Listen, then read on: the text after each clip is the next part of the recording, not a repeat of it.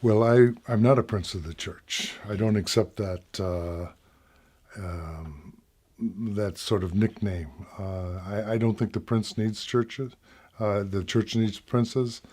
I do believe the church needs missionaries, and that's how I understand myself.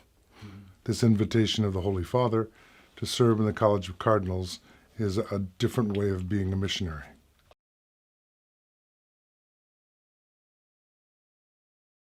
Well, I think the Holy Father spoke of this without using the word balkanization.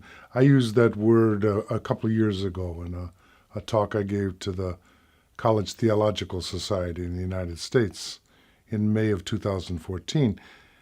What the word means is a fragmentation along ideological lines. And that fragmentation is reinforced by people who don't speak longer with each other, or they speak only with those who agree with them. So I think that there certainly is a danger in the United States because this balkanization or fragmentation already exists strongly in American society. I thought all you have to do is study the last election and the campaign that led up to it. It's very sad when this sort of tendencies pass uncritically into the Catholic Church. Yeah.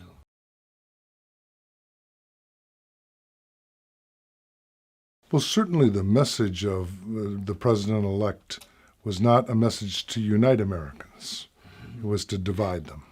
And I think in some ways he's been very successful at doing that. Of course, the divisions didn't begin with President Trump. They've been there for a while. I had lived 20 years outside the United States, and I think one of the most surprising features when I returned was to witness this sort of division.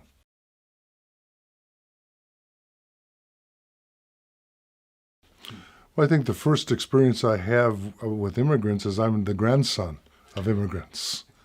My grandmother came from Ireland, and she spoke English well, but she always prayed in Irish because she wasn't sure God understood English.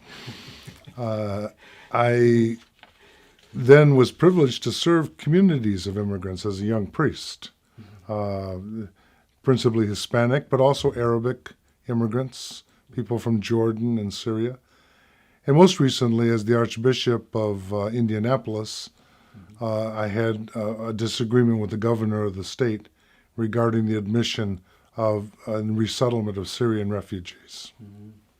So I think there is a contrast between the position of the new administration in the United States and certainly the Catholic Church and the United States Catholic Conference of Catholic Bishops.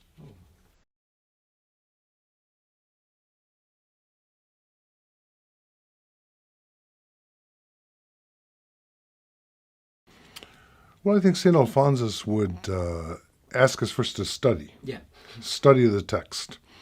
Because he once said, I believe, a problem in the church is when the confessors do not study and the professors don't hear confessions.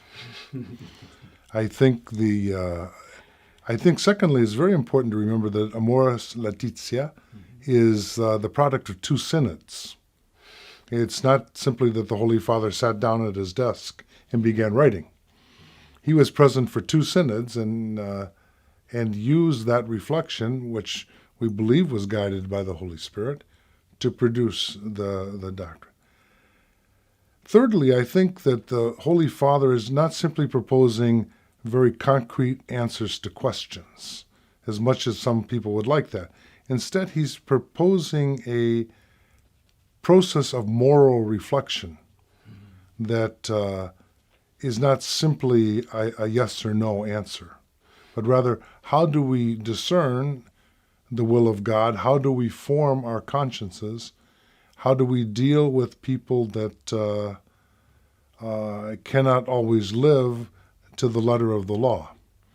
Now, I think St. Alphonsus would be familiar with this because this was a question in his time. And he used all of his intelligence not simply to repeat the norms, but to apply them pastorally and compassionately to weak human beings.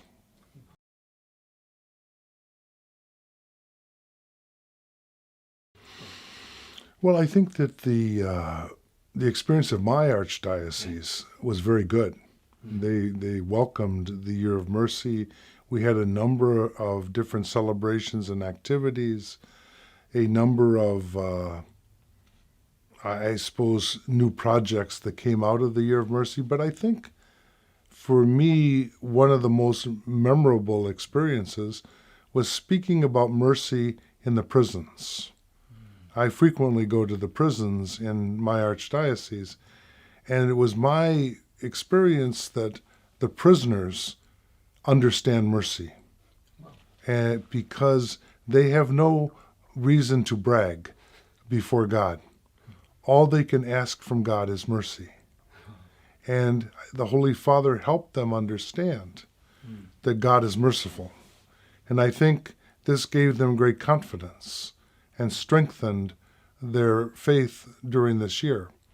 So because I go frequently to the prisons, I could see the change in the prisoners over the course of this year.